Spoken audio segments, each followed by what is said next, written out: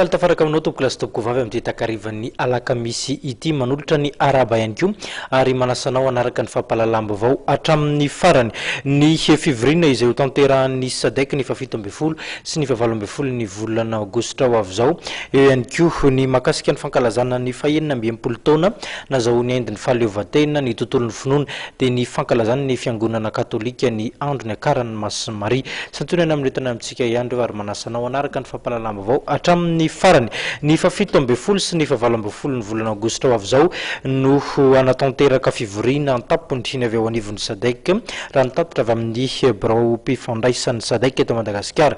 Ny raharaha eto Madagasikara moa no anisany hodinina ao anatin'ity fivoriana ity. Ny 17 sy ny 18 aogositra ho avy izao no ivory ny filoham-panjakana sy ny filohan'ny gouvernement tao amin'ny SADC ka ao amin'ny ivitoerana iraisam-pirenena ao Bingu ao Malawi no anatanterahana izany. Mialoha io izany hoe nanomboka androany dia efa nisy ny fivorian'ny troikan'ny SADC. Anisan'ny horesahana amin'izany ny fivoriana momba ny raharaha politika amin'ireo firenena mpikambana ao amin'ny SADC ka anisan'izany ny raharaha eto Madagasikara. Amin'io fotoana io tokoa no andraisan'ny filohan'ny Tanzania sady filohan'ny SADC Andriamatoa Jakaya Mrisho Kikwete nitatitra momba ny zava-mitranga eto Madagasikara sy ny ao amin'ny RDC ary ny fifidianana atao Zimbabwe. Ary satria efa vita soamantsara ny fifidianana atao Zimbabwe dia mety tsy horesahana intsony amin'ity androm-panjakana ity momba ny raharaha politika ao aminy. Manomboka amin'ity fivoriana tampony ity dia ny filohan'ny Malawi Dr Joyce Hilda Banda no isolan'ny Andriamatoa Armando Guebuza hitarika ny SADC.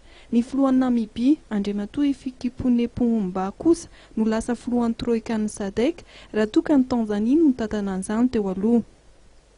Tsy ho isan'ireo mpikambana ao anatin'ny troikan'ny SADC intsony kosa ny Afrika Atsimo fa hisolo firenena hafa izay hovidiana mandritra ity fivoriana ity. Ary satria koa dia tapitra ny feim-potoana na sekretera mpanantanteraka ny Dr Thomas Salomao dia amin'ity fivoriana ity no hividianana izay hosolony ka kandida tanzaniana Seychelles no miady ny toerana.